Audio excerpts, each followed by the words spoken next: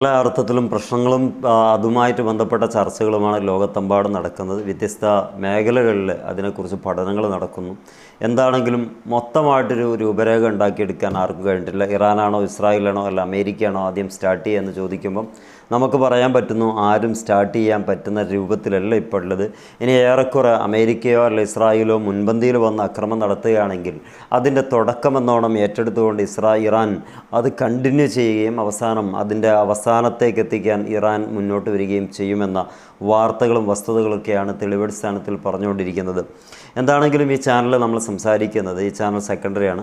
താല്പര്യമുള്ളവർ കൂടെ നിൽക്കുക, സബ്സ്ക്രൈബ് ചെയ്യുക, കൂടെ ബെൽ ബട്ടൺ കൂടി എനേബിൾ ചെയ്ത് വെച്ച് ലൈക്ക് ചെയ്യുക. നിങ്ങളുടെ അഭിപ്രായങ്ങൾ കമൻറ്റായി രേഖപ്പെടുത്തുക. നമുക്കറിയാം നിങ്ങൾ എന്നെ കാണുന്നുണ്ടാവും മറ്റൊരു ചാനലിൽ. അപ്പോൾ അവിടെ പറഞ്ഞത് ഇവിടത്തേക്ക് എന്തിനാണ് ഇങ്ങനെ ചെയ്യുന്നത് വെച്ചാൽ ഒരു വീഡിയോയെങ്കിലും ഇട്ടിട്ടില്ലെങ്കിൽ ബുദ്ധിമുട്ടാവുമെന്ന് കരുതിയിട്ടാണ്. എന്താണ് ഇവിടെ നടക്കുന്നതെന്ന് ചോദിച്ചാൽ, അമേരിക്കയുടെ ട്രംപ് പറഞ്ഞിട്ടുള്ളത് ഏതാനും മണിക്കൂറുകളെന്നല്ല, ഇന്ന് വലിയൊരു പ്രത്യേക ദിവസമാണ്. അതിൻ്റെ ഒരു ലൈവ് നിങ്ങൾ കണ്ടിട്ടുണ്ടാവും. ലൈവായിട്ട് അദ്ദേഹം പറയുന്ന വാക്കുകളാണ്. അത് ഈ ഇസ്രായേലും ഇറാനും ആയിട്ടുള്ള ബന്ധങ്ങൾ അതിരൂക്ഷമായിരിക്കും. അവിടെ ഒരു സമാധാനത്തിൻ്റെ ഭാഗത്ത് നമ്മൾ നിന്ന് ആ രാജ്യത്തെ പുതിയ ഒരു ഭരണകർത്താക്കളിലേക്ക് ഏൽപ്പിക്കേണ്ട ഒരു അത്യാവശ്യം നമുക്കുണ്ട്. മാത്രമല്ല അവിടെ യുറേനിയം സമ്പുഷ്ടീകരണം നടക്കുന്നുണ്ട് എന്നുള്ള കൃത്യമായ ഒരു മുന്നൊരുക്കങ്ങൾ അല്ലെങ്കിൽ മുന്നറിയിപ്പ് നമുക്ക് ലഭിച്ചു കഴിഞ്ഞാൽ ഒരു എന്താ പറയുക, പിന്നൊരു ലെവലേഷൻ ചിന്തിക്കേണ്ടതില്ല, ഞങ്ങൾ അറ്റാക്ക് ചെയ്യുമെന്നൊക്കെ പറയുന്നുണ്ട്. ഈ ട്രംപ് ആയതുകൊണ്ട് നമുക്ക് അദ്ദേഹത്തെ അത്ര കണ്ടിട്ട് ഗൗനിക്കാനോ അല്ലെങ്കിൽ പരിഗണിച്ച് നമുക്ക് ആ അർത്ഥത്തിൽ സംഭവിക്കുമെന്ന് പറയാനോ കൂട്ടാനോ കഴിയില്ല. കാരണം ട്രംപ് ഇന്ന് പറഞ്ഞ 10 മിനിറ്റ് കൊണ്ട് അത് മാറ്റി പറയുന്ന ആളാണ്. അല്ലെങ്കിൽ മാറ്റി പറയേണ്ട ഒരു ദുരന്താവസ്ഥ അദ്ദേഹത്തിനുള്ളത് കൊണ്ട് അതങ്ങനെ തന്നെ മുന്നോട്ട് പോവുകയാണ്. മൊത്തത്തിൽ ഈ ലിങ്കനും കൊണ്ട് അവസ്ഥ എന്താ സംഭവിച്ചതെന്ന് വെച്ചാൽ, എബ്രഹാം ലിങ്കൻ വന്ന് അവിടെ പട്ടിരിക്കുകയാണ്. ഒന്നും നടന്നിട്ടില്ല. 24-ാം തീയതി അത് വന്നു, ഇന്ന് 26-ാം തീയതിയാണ്. 2 ദിവസം അദ്ദേഹം അല്ലെങ്കിൽ ആ കപ്പൽ ഇറാനെ ആക്രമിക്കാനാണെന്നും പറഞ്ഞിട്ട് വന്നിട്ട് ഇതുവരെ ഒന്നും ചെയ്തിട്ടില്ല. അതിൽ നിന്ന് മനസ്സിലാക്കാം എന്തൊക്കെയോ നീക്കുപോക്കുകൾ ഇനിയും നടത്തേണ്ടതുണ്ട്. ഒന്നുകിൽ അറ്റാക്ക് രഹസ്യമായിട്ട് നടത്തിയിട്ട് ഒരു പ്രശ്നം ഉണ്ടാക്കാതെ ബന്ധപ്പെട്ട ആളുകളൊക്കെ കൊന്നു കളഞ്ഞിട്ട് തിരിച്ചു പോകാനാണോ, അല്ല പേടിച്ചിട്ട് വന്ന് ഇനി എങ്ങനെ തിരിച്ചു പോവുക എന്നുള്ളത് ആലോചിച്ചിരിക്കുകയാണോ, ഒന്നും മനസ്സിലാകുന്നില്ല. മൊത്തത്തിൽ അരക്ഷിതാവസ്ഥയാണ്. ലോകത്തെമ്പാടും ഈ പ്രശ്നം ചർച്ച ചെയ്യപ്പെടുന്നുണ്ട്. എങ്കിലും ഇറാൻ എന്ന് പറയുന്ന രാജ്യം പറയുന്നുണ്ട്, ഞങ്ങൾ ഒരു നടക്ക് വിടില്ല നിങ്ങൾ ഇങ്ങോട്ട് വരികയാണെങ്കിൽ. അതുമല്ല, ഞങ്ങളുടേതായിട്ടുള്ള രീതികളൊക്കെ സെറ്റ് ചെയ്ത് കഴിഞ്ഞു, ഇനി നിങ്ങൾ എന്ത് ചെയ്താലും ഓട്ടോമാറ്റിക്ക് അതൊക്കെ തിരിച്ച് കിട്ടിക്കോളും. ആ ലെവലിൽ ഞങ്ങളെല്ലാം ഹൈ അലേർട്ടഡ് ആണെന്നാണ്. പക്ഷേ ഇറാൻ്റെ കാര്യത്തിൽ അങ്ങനെയാണെങ്കിൽ ഇസ്രായേലിൻ്റെ കാര്യത്തിൽ വളരെ പേടിച്ച് വിറക്കുന്ന ഒരു സാഹചര്യമാണ്. അമേരിക്കയ്ക്ക് അടിക്കണം, ഇസ്രായേലിനും അടിക്കണം. പക്ഷേ അടി തുടങ്ങിയ ഇറാനായിരിക്കും വലിയ വില കൊടുക്കേണ്ടി വരിക എന്ന് മനസ്സിലാക്കിയിട്ട് തന്നെ ഇപ്പോൾ ട്രംപിൻ്റെ ഭാഗത്തുനിന്ന് വരുന്നതല്ലാതെ നെതന്യാഹുവിൻ്റെ ഭാഗത്തുനിന്ന് വലിയ റിപ്പോർട്ടുകളോ കാര്യങ്ങളോ ഒന്നും വരുന്നില്ല. അതെന്തുകൊണ്ടാണെന്ന് വെച്ചാൽ ട്രംപായിട്ട് കാര്യങ്ങൾ നടത്തട്ടെ, അല്ലാതെ നമ്മളിപ്പോൾ മുന്നോട്ട് പോയി എന്തെങ്കിലും പറഞ്ഞ് അതിൻ്റെ പേരിൽ തുടങ്ങിക്കഴിഞ്ഞാൽ ട്രംപും ചിലപ്പോൾ നമ്മളെ ഇട്ടേച്ച് പോകാൻ സാധ്യത ഉണ്ട് എന്ന് കരുതിയിട്ടായിരിക്കും. കാരണം 2025 ജൂൺ മാസത്തിൽ അത് സംഭവിച്ചതാണ്. ആവശ്യമായ സഹകരണമോ അല്ലെങ്കിൽ അയൺ ഡോമിന് അല്ലെങ്കിൽ താഡ് സിസ്റ്റത്തിനൊന്നും ബന്ധപ്പെട്ട കാര്യങ്ങളൊന്നും അത്ര കണ്ട് വേഗതയിൽ ലഭ്യമാക്കാൻ അമേരിക്കയ്ക്ക് സാധിച്ചിരുന്നില്ല. അപ്പോൾ ആ ലെവലിൽ ഞാനായിട്ട് തുടങ്ങിയിട്ടത് പെടേണ്ട, ആ ട്രംപിൻ്റെ കാര്യങ്ങൾ നടത്തട്ടെ എന്ന് വിചാരിച്ചിട്ടായിരിക്കും ഉണ്ടാതിക്കുന്നത്. എന്താണെങ്കിലും വലിയ ബേജാറുകൾ ഇവർക്കെല്ലാം ഉണ്ട് എന്നുള്ളത് ബോധ്യമാണ്. അങ്ങനെ ബേജാർ ഉണ്ടാവുകയും ചെയ്യണം. കാരണം അത്രയും ആളുകളെ കൊന്നൊടുക്കിയിട്ട് രാജ്യങ്ങളൊക്കെ അവരുടേതായ ലോകത്തേക്ക് പിടിച്ചടക്കാൻ വേണ്ടിയിട്ടുള്ളൊരു വലിയ വെപ്രാളവും ബന്ധപ്പാടൊക്കെയാണ് നടത്തിക്കൊണ്ടിരിക്കുന്നത്.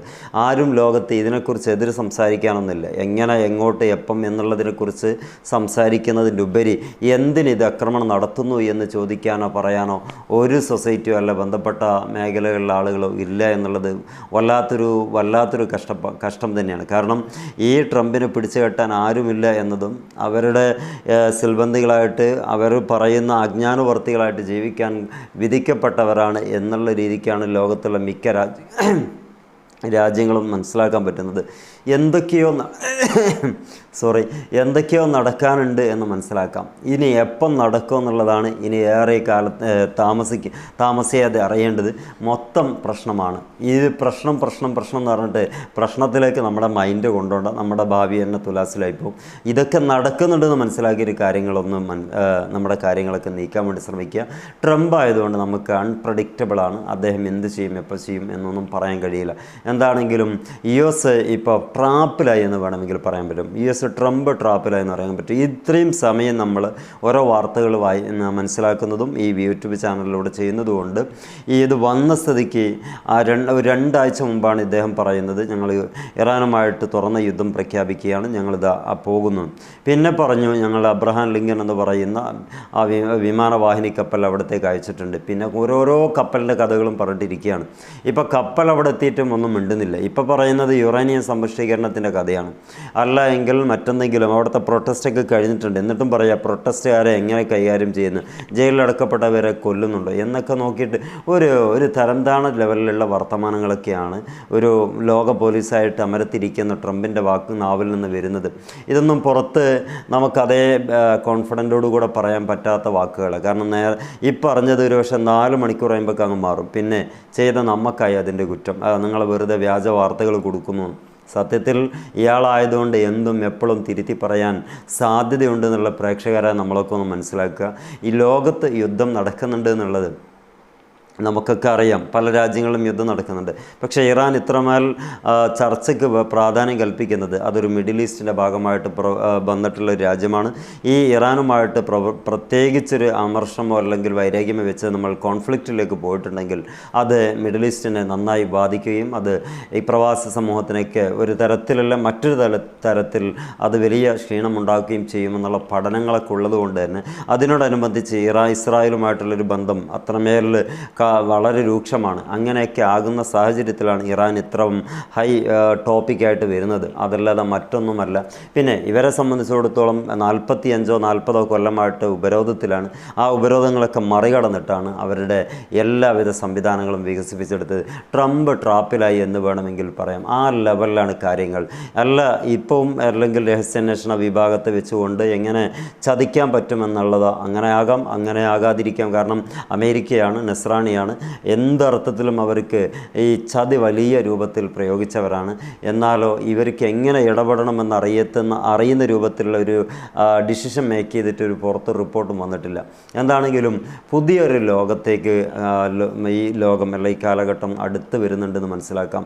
കാരണം യുദ്ധങ്ങളുടെ ഒരു പരമ്പര തന്നെ വരാൻ പോകുന്നിടത്തേക്ക് ഈ യുദ്ധം കൊണ്ടുണ്ടാകുമെന്നാണ് യുദ്ധവിദഗ്ധരായിട്ടുള്ള ആളുകളൊക്കെ പറഞ്ഞു വെക്കുന്നത്. മൊത്തം ഇവിടെ പ്രശ്നമുണ്ടാകും എന്നതിലുപരി ഈ പ്രശ്നം എങ്ങനെ നീങ്ങുന്നു അതിനനുസരിച്ച് ലോകക്രമം മാറും എന്നുള്ളത് മനസ്സിലാക്കലായിരിക്കും കുറേയും കൂടി നന്നാകുക. എന്താണെങ്കിലും നിങ്ങളുടെ അഭിപ്രായങ്ങൾ കമൻറ്റായി രേഖപ്പെടുത്തുക. ഈ ചാനൽ നിങ്ങൾ കാണുമ്പോൾ പറ്റുന്നവരൊക്കെ ഒന്ന് ലൈക്ക് ചെയ്യുക, അതേപോലെ ഒന്ന് സബ്സ്ക്രൈബ് ചെയ്യുക. താങ്ങി നിർത്താൻ വേണ്ടിയിട്ടാണ്. ഇത് വലിയ നമ്പർ കണ്ടിട്ട് ആനന്ദിക്കാനൊന്നും അല്ല. സത്യത്തിൽ ഈ ചാനൽ നിലനിർത്തുക എന്നതാണ് ഉദ്ദേശിക്കുന്നത്. നിങ്ങളുടെ അഭിപ്രായങ്ങൾ ഇതേപോലെ തന്നെ ആയിരിക്കുമെന്ന് ഞാൻ കരുതുന്നത്. ട്രംപ് അൺഎക്സ്പെക്റ്റഡ് ആണ്, അദ്ദേഹം എന്തും പറയും എന്നുള്ളതാണ് എനിക്കും തോന്നുന്നത്. നിങ്ങളുടെ അഭിപ്രായം അതാകാൻ സാധ്യതയെന്ന് ഞാൻ മനസ്സിലാക്കുന്നു. കാത്തിരിക്കാം. എന്താണെങ്കിലും നല്ലത് വരട്ടെ എന്ന് പ്രത്യാശിക്കുന്നു. ട്രംപ് ട്രാപ്പിലായി ചുരുക്കം പറഞ്ഞാൽ. ഈ അടുത്ത നിമിഷത്തെ വാർത്ത നമുക്ക് ആലോചിച്ച് എങ്ങനെയൊക്കെയാണെന്നുള്ളത് നോക്കിയിട്ട് അതിൻ്റെ സമ്മറായിട്ട് ഒരു വീഡിയോ ചെയ്യാം. Okay, wish you all the best. Good bye.